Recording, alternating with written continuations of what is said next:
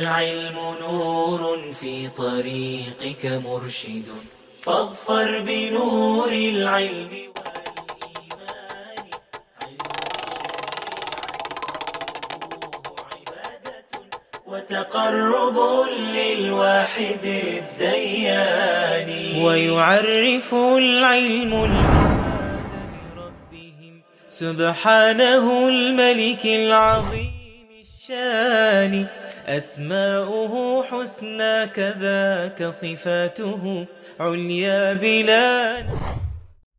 أعوذ بالله من الشيطان الرجيم. بسم الله الرحمن الرحيم. الحمد لله رب العالمين. الحمد لله رب العالمين. تمام تعریفیں اللہ کے لیے ہیں جو تمام جہانوں کا پالنے والا ہے۔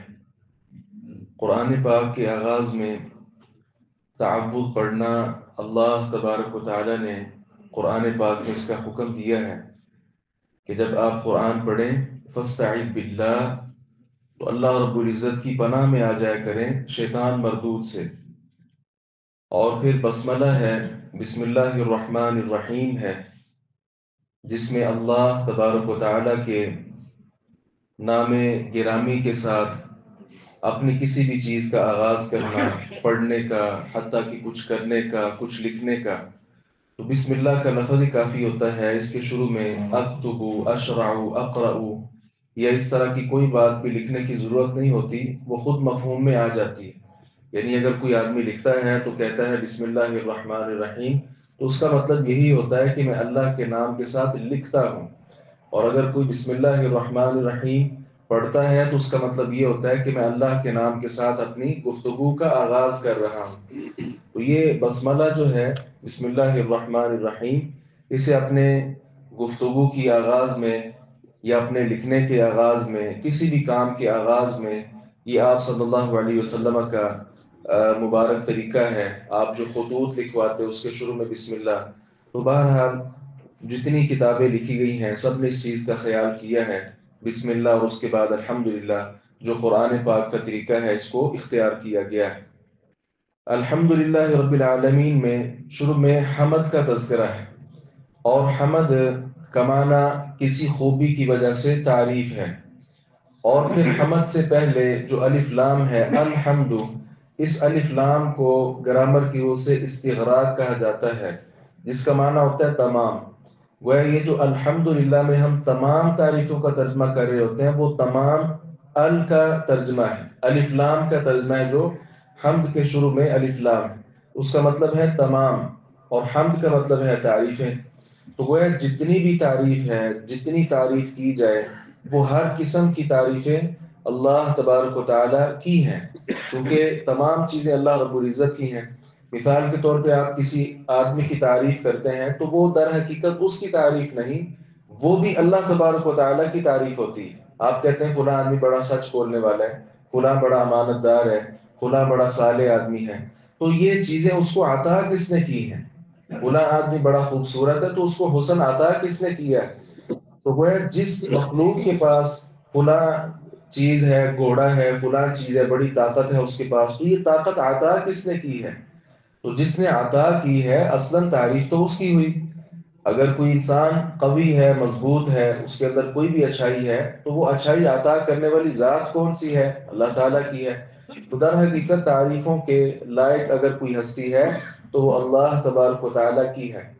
اس کے بعد لفظ اللہ ہے، اور لفظ اللہ جو ہے جب اللہ بول لیا جائے تو اس میں اللہ تعالیٰ کے تمام اسماء، تمام صفات آ جاتی ہیں۔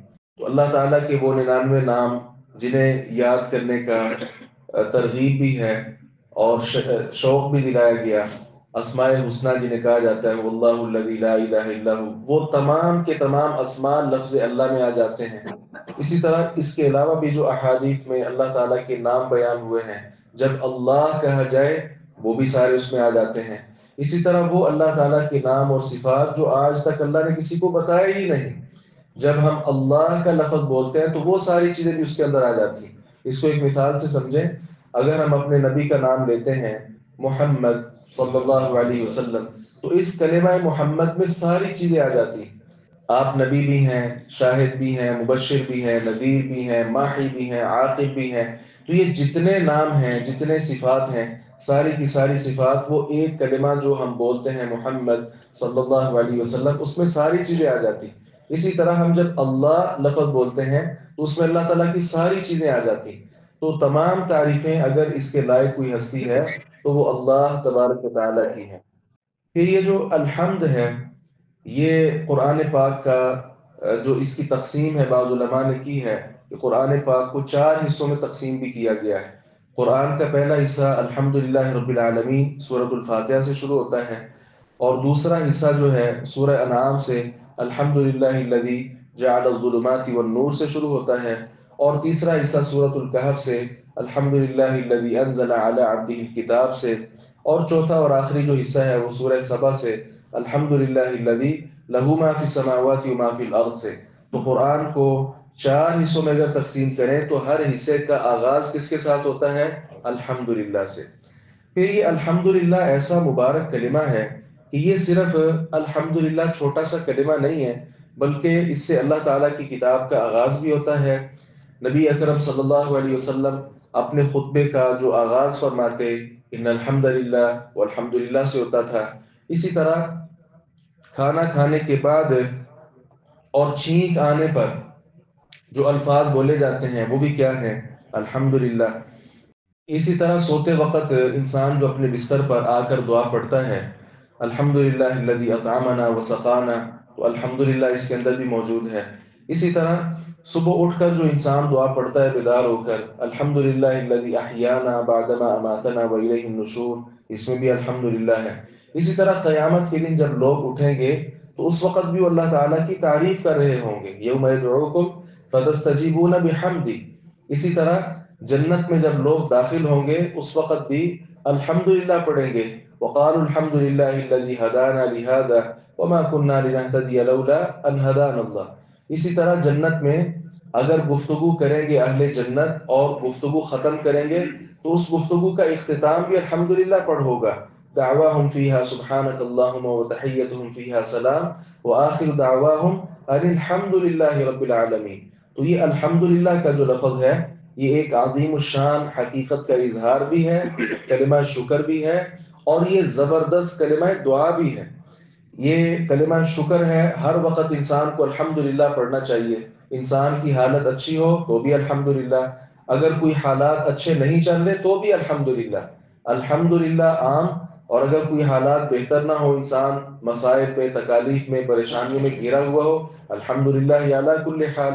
تو ہر حال میں ہی اللہ تعالیٰ کی تعریف، ہر حال میں اللہ رب العزت کا شکر۔ اور اسی طرح یہ کلمہ شکر بھی ہے کہ انسان کو ہر وقت الحمدللہ پڑھنا چاہیے۔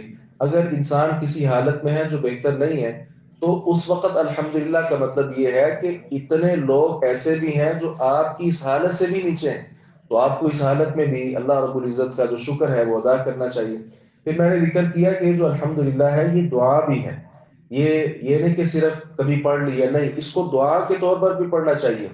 الحمدللہ جو ہے یہ کلمہ دعا بھی ہے، اور رسول اللہ صلی اللہ علیہ وسلم نے فرمایا الدعاء هو العبادہ، دعا ہی اصل عبادت ہے۔ تو اس پر ایک شاعر بھی ہے، اس نے کہا اذا اثنى عليك المرء یوما كفاه من تعبده ثناء۔ اگر کوئی آدمی آپ سے کوئی چیز مانگنا چاہتا ہے تو بس اوقات آپ نے دیکھا ہوگا وہ آپ سے ڈائریکٹ نہیں کہتا کہ مجھے دے دو، بلکہ وہ آپ کی تعریف کرتا ہے، جی آپ تو بڑے سخی آدمی ہیں، جی آپ تو لوگوں کا خیال رکھتے ہیں، آپ تو غریبوں کی مدد کرتے ہیں۔ وہ اس طرح کے جملے کر کے آپ کی تعریف کرے گا، آپ سے ڈائریکٹ مانگے گا نہیں۔ اور جب آپ کی وہ تعریف کرے گا تو آپ کی جو تعریف ہے وہ آپ کو مجبور کرے گی کہ میں اس کو کچھ نہ کچھ دے دوں۔ یہ ایک مخلوق کا حال ہے، خالق کا حال سبحان اللہ اس کا تو بیان ہی ممکن نہیں۔ تو اللہ رب العزت کی تعریف ہی کر دی جائے تو اگر واضح الفاظ میں نہ بھی کہا جائے کہ اللہ مجھے یہ چیز دے دو، الحمدللہ کا جو وظیفہ ہے دعا کے طور پر یہ کر دیا جائے تو انسان کی جتنی مرادیں ہیں، جتنی تمنائیں ہیں، اللہ تبارک و تعالیٰ وہ ساری کی ساری پوری کرنے پر قادر ہے۔ پھر آگے رب کا لفظ ہے، رب العالمین۔ رب جو ہے اس کا معنی پالنے والا ہوتا ہے، صرف پیدا کر کے اللہ نے چھوڑ نہیں دیا، اللہ خالق بھی ہے، اس نے پیدا بھی کیا، پیدا کرنے کے بعد وہ پالنے والا بھی ہے۔ ماں باپ کو آپ دیکھیں، ان کے ذریعے سے ہم دنیا میں آئے، تو کیا ماں باپ نے ہمیں چھوڑ دیا؟ نہیں. بچہ 1 سال کا ہو یا 100 سال کا ہو، اگر اس کے ماں باپ اس کے سر پہ حیات ہیں تو وہ ہر وقت ہی اس کا بھلا چاہتے ہیں، ہر وقت ہی اس کی خیر چاہتے ہیں. تو ماں باپ ہر وقت انسان کے سر پر نہیں ہوتے، لیکن اللہ تبارک و تعالیٰ کی جو ذات ہے وہ ہر وقت انسان کے ایک ایک معاملات کو دیکھ رہی ہے. تو وہ ذات پالنے والی، پیدا بھی کیا اور پالا بھی. اسی طرح العالمین ہے آگے، تو عالم کی جمع ہے العالمین، جہان. جہان کتنے ہیں کوئی نہیں جان سکتا، یہ اللہ رب العزت کا علم ہے. جہان کتنے ہیں، عالم دنیا بھی ہے، عالم آخرت بھی ہے، عالم انس ہے، عالم جن ہے، بے شمار عالم. پھر ان عالموں کی آگے پھر کئی قسمیں ہیں. مثال انسان ہے، انسانوں کا الگ جہان ہے، جنوں کا الگ ہے. تو اگر صرف آپ انسانوں کا بھی دیکھیں، بچوں کا جہان الگ ہے، نوجوانوں کی دنیا اور ہوتی ہے، بوڑھے لوگوں کی دنیا اور ہے. پھر اسی طرح طبقات ہیں، جو دیندار لوگ ہیں ان کا جینا اور ہے، دنیا دار لوگوں کا جینا اور ہے، کاروباری تاجر حضرات، مزدور حضرات، یعنی بے شمار قسمیں ہیں انسانوں کی. انسان ایک عالم ہے، پھر اس کے اندر بے شمار عالم ہے. تو اگر کوئی آدمی دعویٰ کرتا ہے کہ میں بھی کچھ کرنے والا ہوں، کرتا دھرتا ہوں، تو وہ اتنے عالم ہیں تعداد ہی نہیں بتا سکتا. جب وہ تعداد بتا ہی نہیں سکتا تو کسی کو ہم داتا کیوں کہیں؟ اس لیے اللہ رب العزت وہ ساری تعداد بھی جانتا ہے، اور ایک ایک ذات اور ایک ایک ہستی، ایک ایک مخلوق کی تمام ضروریات کو وہ جانتا بھی ہے، پہچانتا بھی ہے، اور پھر اس کے مطابق انسان کی وہ جو ضروریات ہیں اللہ رب العزت کو پوری بھی فرماتا ہے. الحمدللہ رب العالمین کے آگے اللہ رب العزت کی 4 صفات ہیں اس سورہ مبارکہ میں. تو توحید کے علاوہ جو وعدہ اور میعاد ہے اس کا بھی چونکہ تذکرہ ہے، تو یہ جو الحمدللہ رب العالمین ہے، اس سے ایک بات یہ بھی سمجھ آتی ہے کہ آگے آئے گا نا انعمت علیہم صراط الذین انعمت علیہم. تو اللہ رب العزت جو پالنے والی ذات ہے وہ اس بات پر قادر بھی ہے کہ انسان کو خوش ہو کر نواز دے. اور آگے غیر المغضوب علیہم ولا الضالین بھی ہے. اس کا معنی کیا ہے کہ اگر کوئی یہود و نصارہ کے نقش قدم پر چلے گا تو وہ پالنے والی جو ہستی ہے وہ ناراض بھی ہو سکتی ہے. اس کی تفصیل انشاءاللہ ہدایات میں آئے گی. اللہ تعالیٰ سے دعا ہے باری تعالیٰ حق بات کو سمجھنے اور اس پر عمل پیرا ہونے کی توفیق عطا فرمائے.